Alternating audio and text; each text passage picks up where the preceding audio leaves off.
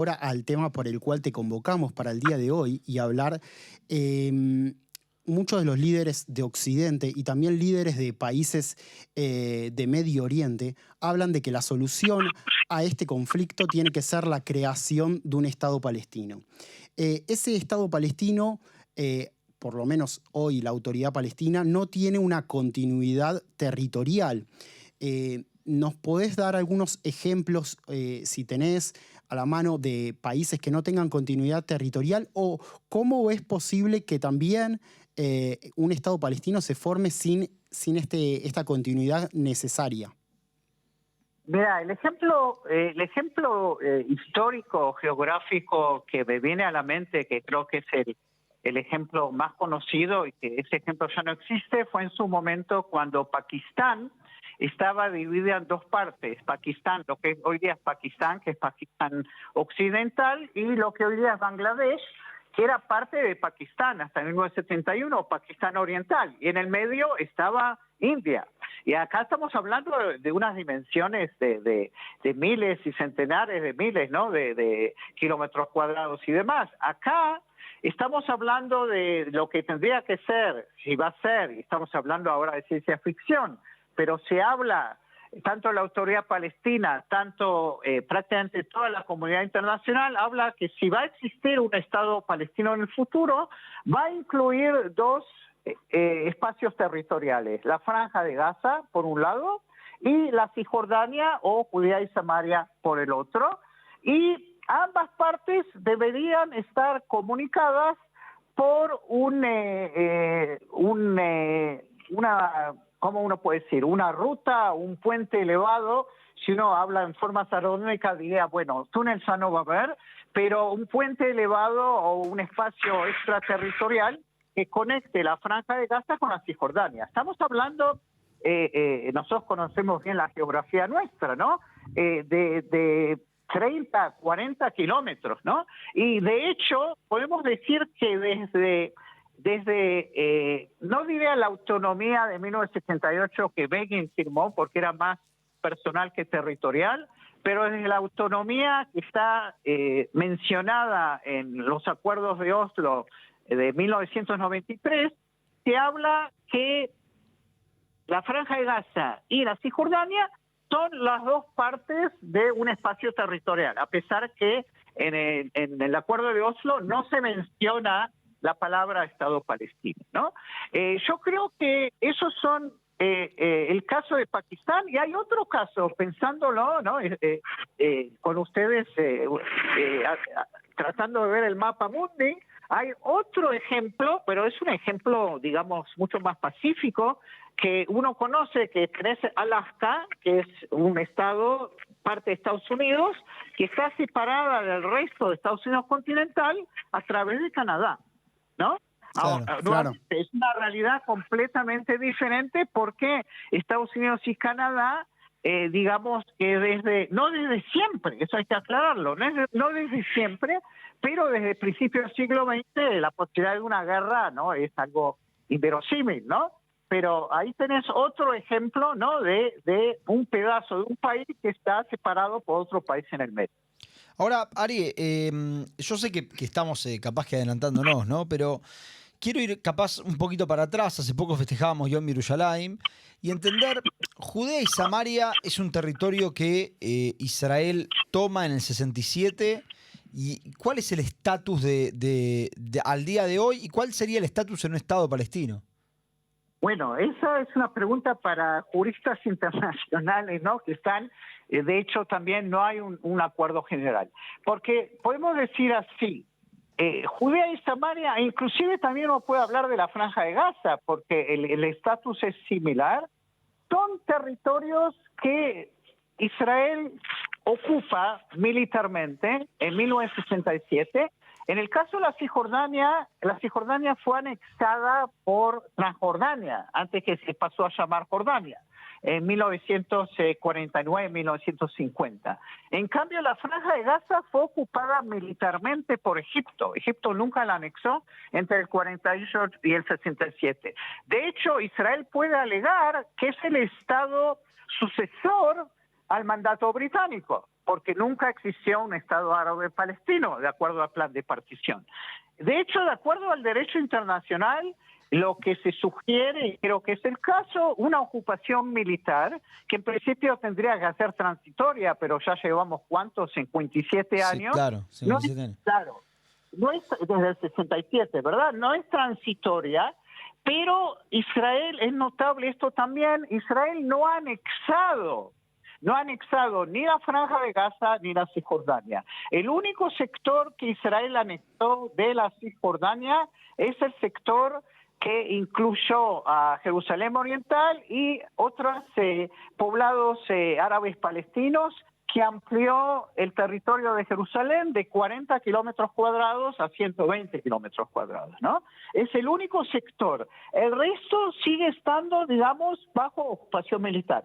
Ahora, la Cisjordania, esencialmente la Cisjordania, también la Franja de Gaza, hay un cambio muy notable con los acuerdos de Oslo, porque los acuerdos de Oslo, en 1994, la Franja de Gaza va a estar controlada en su mayoría, alrededor del 80%, por la autoridad palestina. El 20% quedó en manos de Israel, donde estaban las bases militares y los asentamientos, las poblaciones civiles. Y de ahí Israel se va a retirar unilateralmente en 2005. Respecto a la Cisjordania es diferente, porque de acuerdo al segundo acuerdo, que se llama Oslo II, o el acuerdo interino de septiembre de 1995, el territorio de la Cisjordania se divide en 3 áreas que tienen diferentes regímenes legales. Área A, B, C. El área A incluye a las ciudades palestinas y la mitad de Hebrón. Eso viene un poco después. El área B incluye la mayoría de la población palestina en la Cisjordania, que tiene control militar israelí y control civil palestino. Y el área C, que incluye el 60% de la Cisjordania, sigue estando bajo ocupación directa militar y control de Israel, ¿no? Lo cual es complicado. Área A y B juntos es más o menos el 40% del territorio de la Cisjordania. Ahora, en la Cisjordania tenemos también, y no estoy hablando de Jerusalén Oriental, la presencia de alrededor de 500,000 de israelíes, llamémoslo como querramos, israelíes, colonos, como quieran. Ahora, no están en todo el territorio, la mayor parte de ellos están en un territorio que sería algo así como el 4, 5, 6% de la Cisjordania, ¿no? Por ejemplo, en Male Adumim, es decir, en ciudades... ¿De la Cisjordania C, digamos? Claro, ¿O claro, también B? claro. Los asentamientos están todos solamente en el área C, ¿no? De hecho, para que tengan una idea, el plan de Trump, que los palestinos no lo aceptaron, incluía que Israel anexe el 30% de la Cisjordania, llevándose todos los asentamientos y donde está Israel, las fronteras, el Valle del Jordán, etcétera, ¿no? Ahora, de hecho, lo que estoy diciendo es que cuando se habla de un futuro Estado palestino, se habla de toda la Franja de Gaza, es decir, dejando al lado, digamos, los extremistas dentro de la política israelí que quieren volver a la Franja de Gaza. Yo diría que la gran mayoría, hay el mainstream, ¿no? Inclusive gente que tendrá ideas más halconas, van a decir la Franja de Gaza no queremos nada que ver. La cuestión, cuando se habla de territorios, la referencia es a la Cisjordania y qué es lo que se puede hacer ahí. Porque obviamente es claro que no puede haber un Estado palestino en un 100% de la Cisjordania. Pero en el pasado hubo planes, por ejemplo, el plan de Olmert, que yo creo que fue el plan más avanzado o la propuesta, digamos, más generosa, podríamos decir, de parte de Israel. Olmert contemplaba que Israel se quede con alrededor del 6% o 5.5, 6% de la Cisjordania para poder, de esa forma, que la mayor parte de la población israelí en los territorios esté bajo soberanía israelí. Y a cambio, Olmert estaba dispuesto a ofrecer a los palestinos swap, es decir, un territorio equivalente dentro de las fronteras soberanas de Israel, y tomando en cuenta que 0.5%, y acá volvemos a tu pregunta inicial, sería este puente elevado que uniría a la Franja de Gaza y a la Cisjordania. Es decir, no es imposible, pero es difícil de ver, especialmente esto implicaría también la necesidad o de evacuar o de dejar donde están a una población de alrededor de 150 mil israelíes, que también son el hardcore, que ideológicamente son los que están más identificados, digamos, con la derecha ultrarreligiosa. Y eso haría que esto sea todavía más complicado. Mientras estabas haciendo este repaso, se me ocurrió una comparación y quiero ver si es posible esa comparación. Hoy en día se le critica a Israel y hay un gran proyecto, digamos, una gran avanzada para ejercer presión por parte de Occidente hacia Israel, para no atacar en ciertas zonas de la Franja de Gaza, para hacer el trabajo que Occidente quiere. Donde trabaja mucho la diplomacia. Esa diplomacia también ha trabajado en el 67, por ejemplo, y en los años posteriores a la Guerra de los 6 días, para que Israel no tenga la capacidad o no quiera legalizar, digamos, todas las zonas de Cisjordania? Mira, yo creo que a fin de los años 60, de los años 70, el problema del número y de cantidad de habitantes israelíes era mucho menor. Para darles una idea, cuando comienza el proceso de Oslo, creo que hay hasta 100.000 israelíes viviendo en la Cisjordania. De hecho, a fines de los años 60 había un plan de Yigal Allon, más o menos, ustedes se mencionaban antes, el año 68, etcétera, que Yigal Allon también hablaba de tratar de dividir la Cisjordania o que Israel se quede con parte del territorio. También tengamos en cuenta que de hecho hasta 1987, hasta la primera intifada, todavía estaba en juego, y yo creo que hay colegas o hay gente en Israel que todavía sueña, yo creo que es solo un sueño, que es la idea de la opción jordana, es decir, que al fin y al cabo Israel y Jordania puedan manejar la Cisjordania, ¿no? Yo creo que con el pasar del tiempo, y especialmente después de la catástrofe y de la tremenda tragedia de octubre 7 precipitada por la masacre de Hamás, yo creo que seguir pensando que se puede manejar el conflicto, esto probablemente no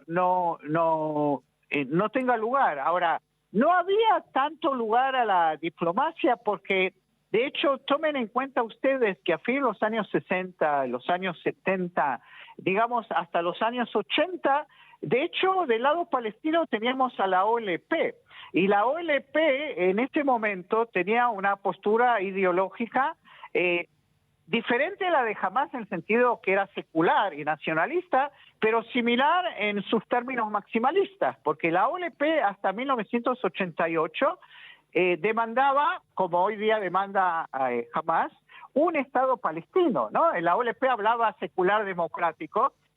Arafat en el 74 apareció en Ginebra con la pistola y con la hoja de oliva diciendo ustedes elijan. Pero el cambio rotundo de la OLP tuvo lugar después de la guerra del Líbano y con la primera intifada. Y ahí es donde la OLP aceptó la idea de dos estados, ¿no? Desde Arafat, y Arafat uno no lo podía creer, pero si queremos decir algo, yo creo en términos objetivos, Abu Mazen, Mahmoud Abbas, el sucesor de Arafat desde el 2005, él fue siempre coherente al respecto. Hasta el día de hoy él habla de dos estados, un estado al lado de Israel. Entonces, de hecho, cuando hay una posibilidad diplomática de dos estados es donde vamos a ver la comunidad internacional siendo más activa. Esto, de hecho, comienza en 1991 con la Conferencia de Madrid, ¿no? Y después tenemos Estados Unidos, después tenemos el Cuarteto en los años 2000, y lo notable, a partir del 2002, la Liga Árabe, que acá en Israel no somos conscientes, la Liga Árabe también está a favor de esta idea de dos estados. Por eso es que la idea de dos estados va en contra de la ideología fundamentalista de Hamás. La verdad, es muy, muy interesante lo que decís. Ahora, nos queda un minuto, pero te lo quiero preguntar. Entonces, ¿es posible un acuerdo? Porque si Hamás continúa estando, por lo que vos decís, es imposible. Claro, por eso la única forma, en mi análisis, la única forma, y esto es lo que está diciendo Biden, lo dijo, un segundito, Ari. Tenemos... צפת. Sí. ייכנסו למרחב המוגן. Tenemos nuevamente sirenas en Sfat, por favor, quienes se encuentren allí, ir a un refugio. Sí, Ari, perdón, tenemos un minutito más contigo. No, lo que digo, lo dijo muy claramente Dennis Ross, que es un diplomático súper, él estuvo involucrado, él dijo este tema, es decir, en el sentido que la única forma que Hamás no sea un interlocutor después de la guerra, y la única forma de vencer a Hamás es a través de la vía política, que Israel reconozca con todos sus defectos que hay una autoridad palestina que está a favor de dos estados, que quiere la vía pacífica y que es el único interlocutor factible. Mientras Israel siga diciendo no, pues de hecho el gobierno le está jugando, está haciendo lo que Sinwar el otro día lo pescaron diciendo, Israel está donde quería que él esté, ¿no? Es decir, por eso es que es parte de esta paradoja acá, hay una paradoja trágica, que la única forma de vencer a Hamás es ofrecer una posibilidad política diferente, ¿no? Israel en los últimos 10 años... Es lo único que no estamos haciendo. Claro, Israel prefirió a Hamás en la Franja de Gaza para no negociar con la autoridad palestina en la Cisjordania, ¿no? Claro. Israel sigue haciendo ese mismo juego, ¿no? Y eso es lo que todos los que quieren nuestro bien, no todos los que quieren nuestro mal. Eso no lo dice Irán, eso no lo dice Rusia, no lo dice China, o capaz no lo dicen en forma clara, lo dicen los europeos, lo dice Estados Unidos, lo dicen los países árabes, que no se transformaron en sionistas, pero tienen intereses comunes contra Irán. Vean un horizonte político, es la única forma de trascender a Hamás. Y aquí a un Estado palestino, bueno, eso no es una cuestión que va a ocurrir de día para otro, pero no creo que tenga que pasar decenas de años, ¿no? Genial, Ari. Te tenemos que despedir porque nos queda solamente 30 segundos, así que gracias por estar con nosotros y bueno, nada, volveremos a hablar seguramente dentro de poco. Sí, la próxima trataré de venir a visitarlo, ¿sí? Dale, un abrazo enorme, Ari, muchas gracias. Bueno, hasta luego, Chao, adiós. chao. Bien, nosotros ya nos vamos porque nos quedan 30 segundos. Eddie, ¿querés recordarle a la gente dónde nos puede ver? Nos pueden ver en los informativos a las 9 de la mañana de Israel a través del Facebook. Ahí la gente estaba preguntando en el chat de YouTube. Y también nos pueden ver en can.reca.official en YouTube. Exactamente. Bueno, nosotros nos vamos, nos reencontraremos el domingo. El domingo mientras siga habiendo sirenas en el norte. Domingo a las 2 de la tarde, a las 9 de la mañana por Facebook tenemos un pequeño informativo. 2 de la tarde estaremos aquí. Así que esperemos que sea un Shabbat, como se dice aquí, Shalom Beyaket. En paz y en silencio. Chau, Eddie. Gracias por venir. Chao, shalom. Chau, chau.